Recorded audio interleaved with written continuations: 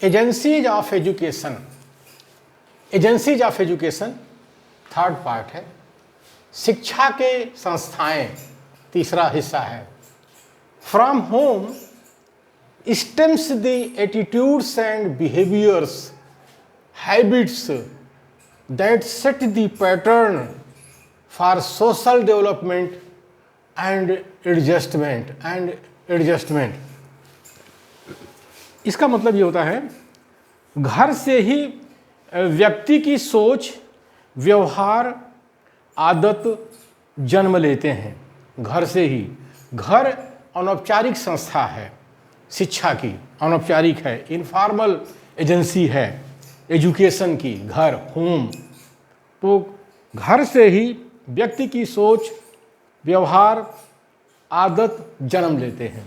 घर से ही व्यक्ति की सोच, व्यवहार, आदत जन्म लेते हैं जो सामाजिक विकास एवं सामंजस्य का प्रतिरूप बनाते हैं, जो सामाजिक विकास एवं सामंजस्य का प्रतिरूप बनाते हैं। यानी व्यक्ति की जो सोच होती है, जो व्यवहार होता है, जो आदत है, उसी से जो है उसका सामाजिक विकास होता है और वो समाज में रह करके सामंजस्य बिठाता है आपस में। तो ये सब घर से ही होता है। इसलिए घर के लोगों को पढ़ा लिखा होना जरूरी है, शिक्षित होना जरूरी है। लेकिन ये जो मनुस्मृति का कानून है, जो ईरानी आर्य आए थे हमारे भारत देश में और पेशवा लोग आए थे और हमारे देश में मनुस्मृति लगा दिए और हम मूल निवासी बहुजन जो 90% हैं, SC ST OBC माइनॉरिटी, इनको जो है शिक्षा से वंचित कर दिया।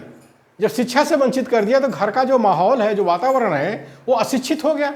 अब उस अशिक्षा में जो है व्यक्ति की सोच कैसे बनेगी, क्या उसका व्यवहार होगा, क्या उसकी आदत होगी, किस तरह से उसका सामाजिक विकास होगा, किस तरह से वो समाज में सामंजस्य बिठाएगा, जाहिर है कि इसमें बहुत समस्या आने वाली है। इसलिए जो है अनौपचारिक संस्था जो घर है उसमें भी लोगों को शिक्षित होना चाहिए, शिक्षित होना चाहिए और ये बहुत ज़रूरी है। तो केवल शिक्षा के औपचारिक ही संस्थाएं नहीं होती हैं, अनौपचारिक संस्थाएं भी होती हैं। घर उनमें से एक है, घर उनमें से एक है। As the home so shall be the society, as the home so shall be the society. जैसा घर होगा वैसा ही समाज बनेगा, जैसा घर होगा वैसा ही समाज बनेगा। यानी जो समाज बनता कैसे है?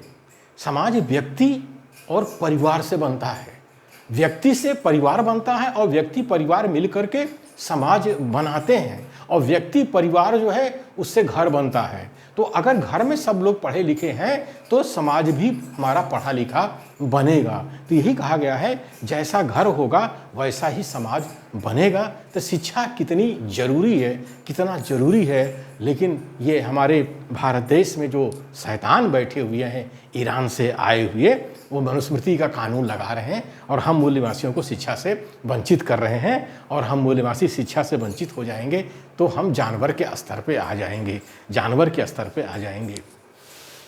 The child learns the first lesson of citizenship between mothers kiss and fathers cares.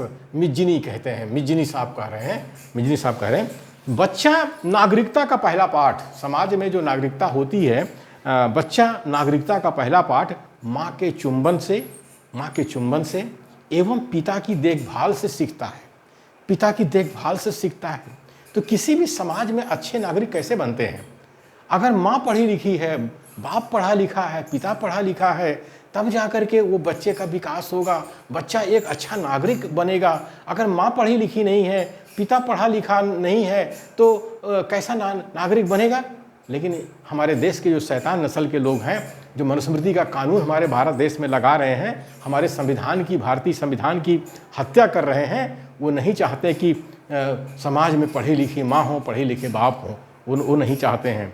लेकिन कहा गया है, मिज्जिनी साहब कह रहे हैं कि बच्चा नागरिकता का पहला पाठ माँ के चुंबन एवं पिता की देखभाल से सीखता है।